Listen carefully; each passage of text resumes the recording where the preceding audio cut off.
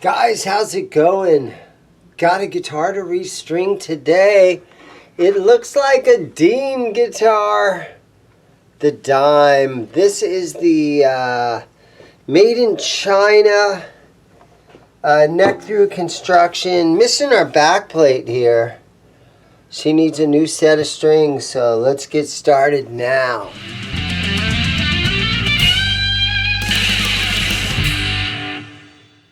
Okay, so I bought this guitar and I gotta string it up. Although the strings don't feel too bad. I always run my fingers underneath these and you can feel the dirt. But when you get a used guitar from somebody, you know, you gotta string it up and make it nice. Got to make sure that it plays good. Let me put an arm down in here. And let's take a look at what tuning it is currently in. My tuner is just about dead. That says E. Yeah, it's out of tune. So yeah, right there is an E. The high string's out of tune. Roll these tuners back a little bit so we have some room for adjusting. And then I have a trem block.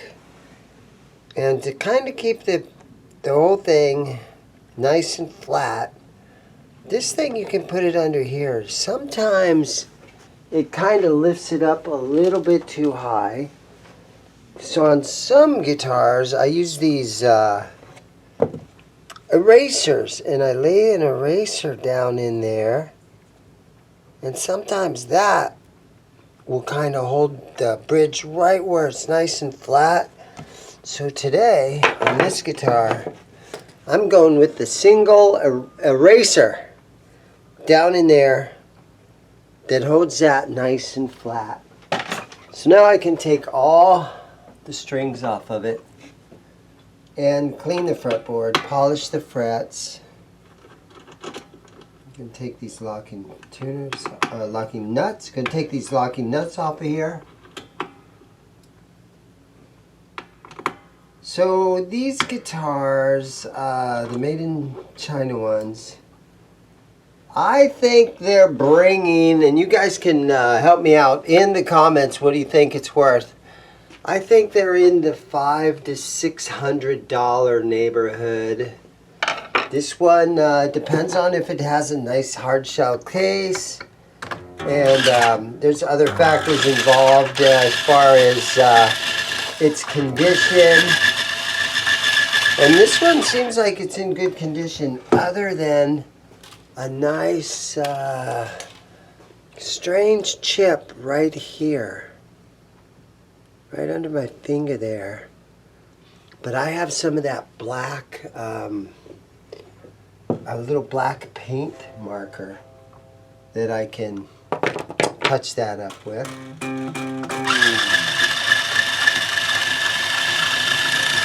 But I notice there's a lot of dirt on this fretboard.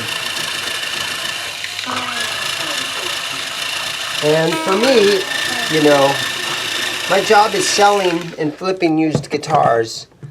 I don't want to sell a guitar that has somebody else's dirt and everything on it. I try to make these guitars nice and as clean as possible. If it takes me a few minutes to do it, that is no big deal. And I restring a lot of guitars over the week. And a lot of them are just your customers. My customers come in, and I restring a lot of customer guitars too. But this one I actually own. And the strings on this thing, let's take a look at. This low E string seems like a pretty big string. Yeah, that's a 52. So, you know, and these guitars, they're meant to, you know, have bigger strings and to be in drop D or, you know, D standard tuning, stuff like that. I might put this one in D standard. So just a whole full step down.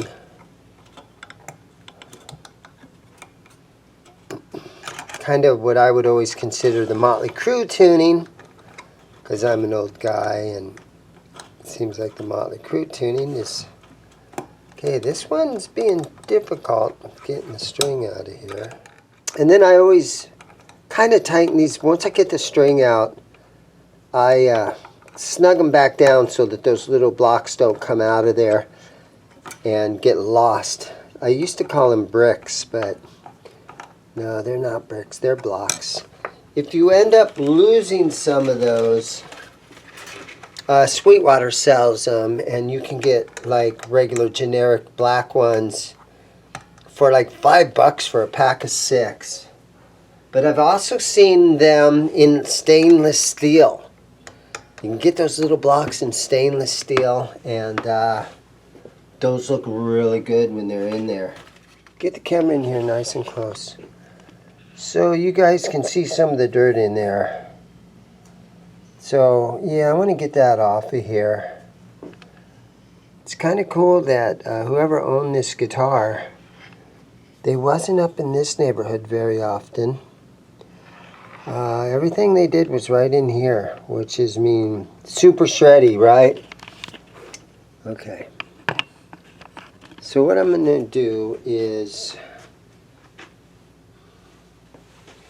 let's use a little tiny bit of some simple green. Spray a little bit. You know, I'll spray it on the rag. Got to be careful what you do on YouTube, because guys will call you out on everything. So we're going to spray it on a rag. And we're just going to clean some of this dirt off of here. And I think the simple green should do it easily enough.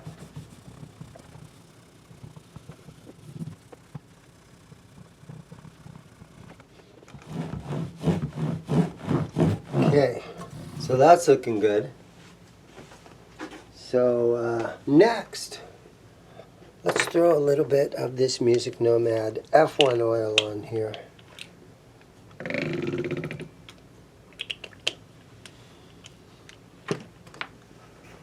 And with the exact same rag that I've already been using, I'm just going to kind of spread this around on here.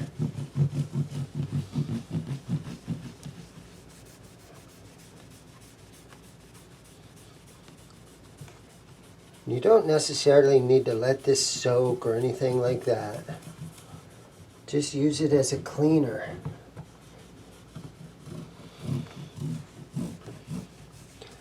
Then I've also heard guys, when you're cleaning these frets or the fretboard, you know, some guys always say do it this direction, which is against the grain. But if you're cleaning your coffee table at home, you go with the grain.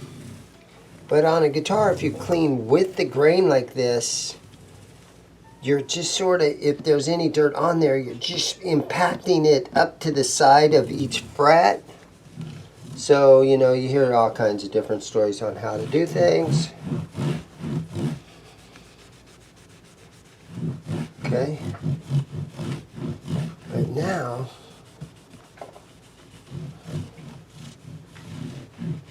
after wiping on it for a little while, getting all that off of there, we can take another up-close look at the fretboard. And we can see that this guitar has a really beautiful fretboard, and she's nice and clean now. Okay, I'm up here on the headstock side of the guitar, and you can see that the guy that previously had this guitar, he put the string ball in the end here, and he strung it up that way. I do not do it this way. It doesn't matter one way or another, however you guys want to string it up. I know Steve Vai does it this way, where the ball end is up here. But I don't really see, with a locking nut, I don't really see a purpose of doing that. And, ouch, that one got me. So, yeah, again, I don't see the purpose of putting the ball end up here. Serves no purpose. I'm not going to argue with Steve Vai about it. Or Steve Vai's guitar tech, but yeah, I don't do it that way. Since we're up here, I always take my 10mm open wrench and I tighten these down.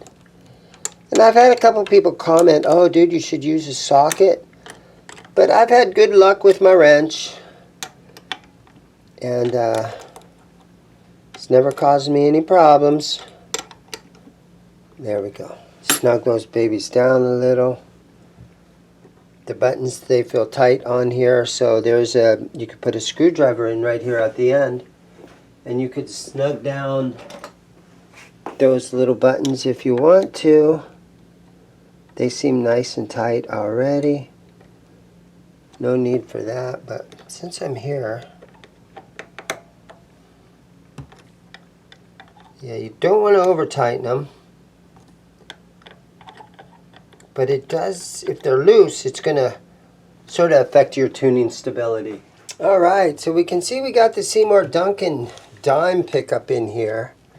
Let's just take a look. I've got my meter out right here. See if I can set it somewhere where it's going to stay. Alright, so I just got a cord plugged into the output. I got my volumes all the way up and I have it down in the bridge position. We're just going to hold this on here and see if we can get an ohm reading on that. 19.51, that is about the hottest pickup I have ever seen in my life. And if we go up to the neck, we're going to see that it reads at 14.35. Usually a lot of bridge pickups are in the 14.35 neighborhood, so that is super hot for a neck pickup. So this guitar is made to be played loud. No fooling around with clean tones on this one. But if there were a spot where you needed a clean tone, you just roll your volume down. Dimebag, I'm not sure he did that very often with that whole rolling your volume down thing. Alright, it's time to put some strings on it. Alright, it's time to put some strings on it. Let me go find a nice appropriate pack of strings for this guitar.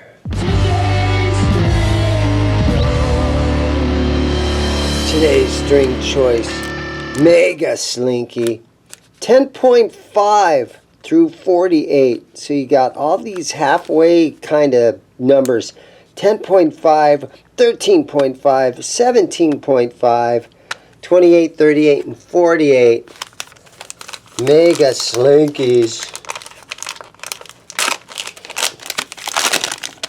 I have Mega Slinkies for sale if any of you guys are interested. That's the thing about Ernie Ball strings, is they make so many different string gauge packages that you can experiment, and it's kind of a really fun thing to do.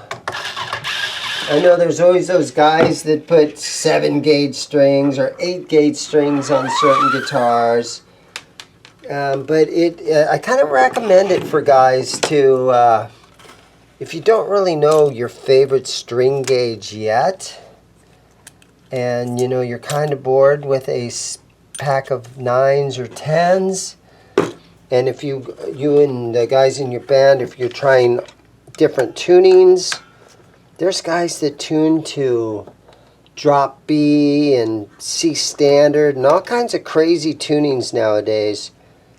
Some of these different string gauge packs, you know, Ernie Ball has put a lot of thought into what they want to do and what guitar players want.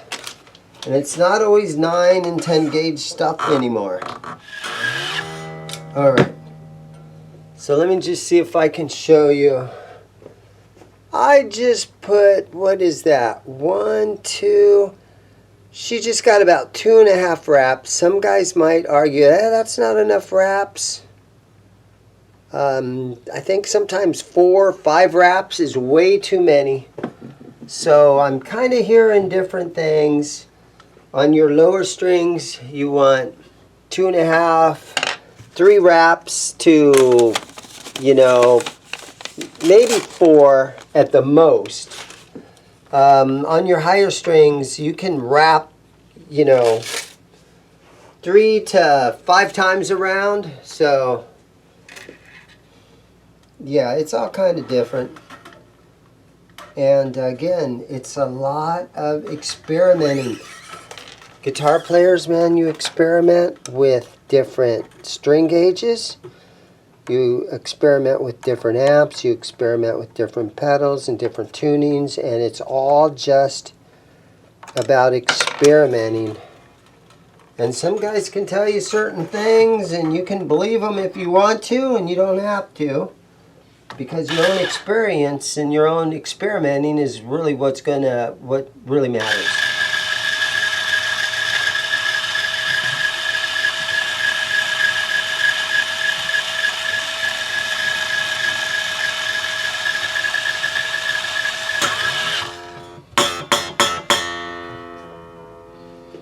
Okay, so I think my tuning on this thing, I think I'm going to tune it E flat. And we can even maybe do drop D, but most likely I'm just going to, I think I'll just put it in E flat.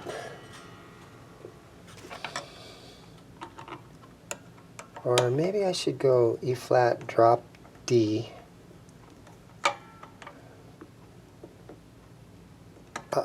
Leave in the comments, what did Dime, how did they tune most of their Pantera stuff? Back in the day, what did they tune to?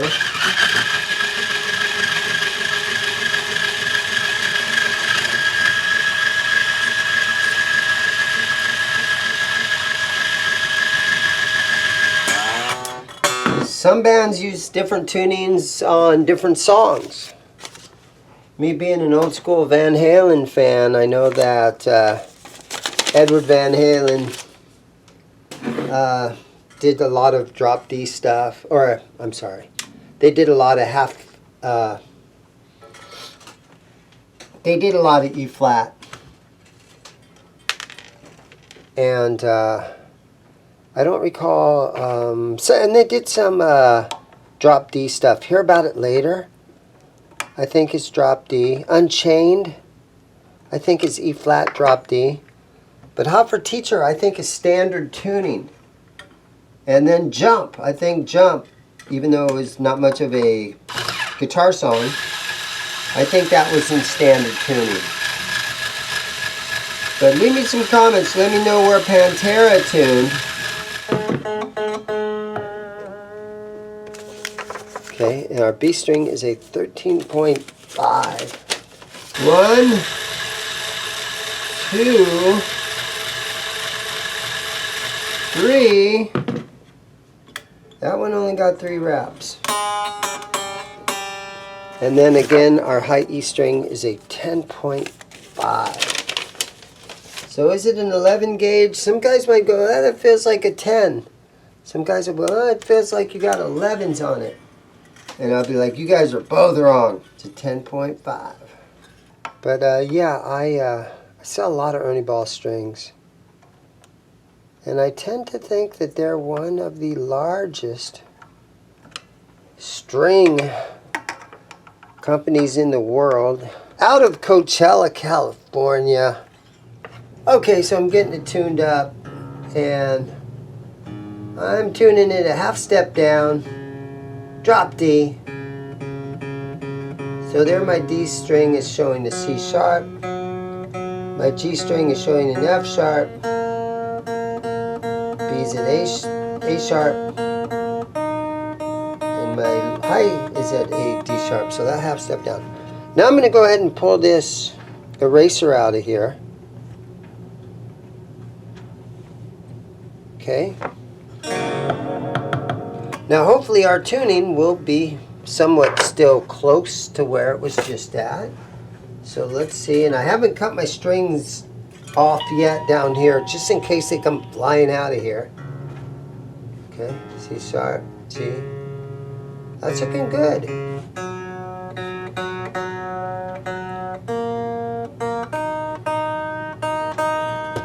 Okay, so we're pretty close.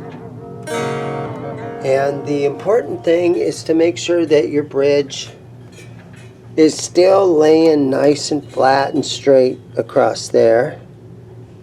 Hope you guys can see that. Not real good at my camera work. But yeah, so half step down, drop D. Going to put the locking nuts back on here. Not going to tighten them down yet. Going to let these strings kind of acclimate, let them set up. I got a couple people in the store, and so I have to go and try to sell some pedals or whatever I can do. And yeah, I make these videos while I also, you know, help customers in the store. A couple days a week I work down here by myself. It's a one-man operation.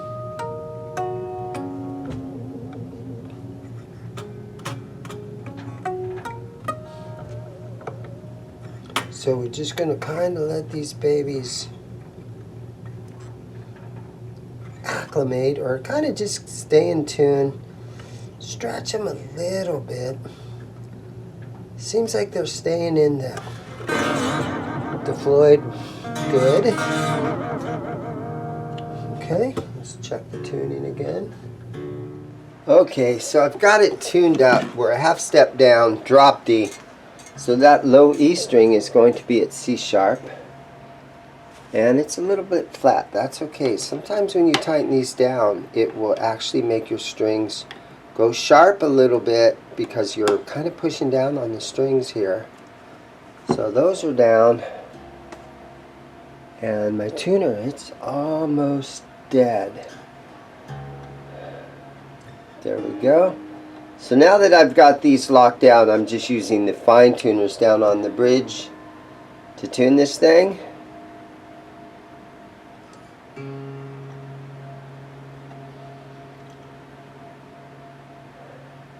And I think at this point it's okay to go ahead, cut these string ends off.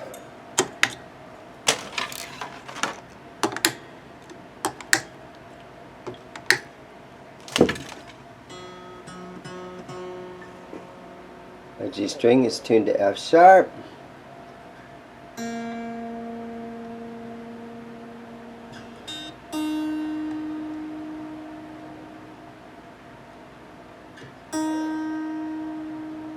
Okay, there we go. I'm going to play this thing. This is the scary part of the video. Alright, so I thought I'd just give you a quick peek at a couple of videos coming up soon.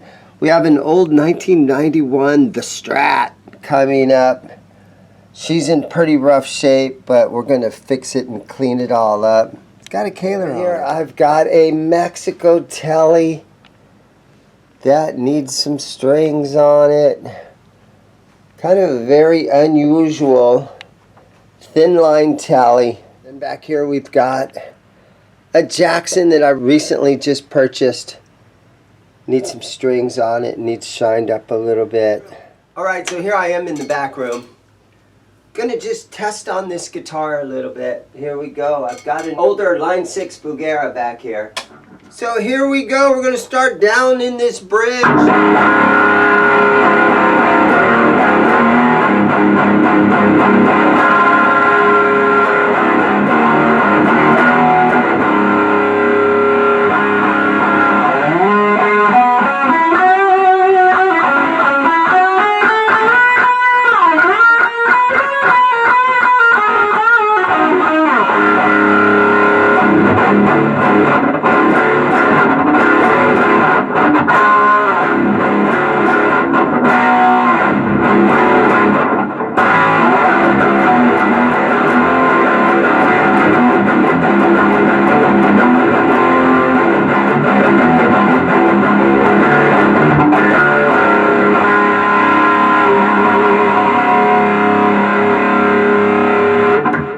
neck position. This pickup is almost just as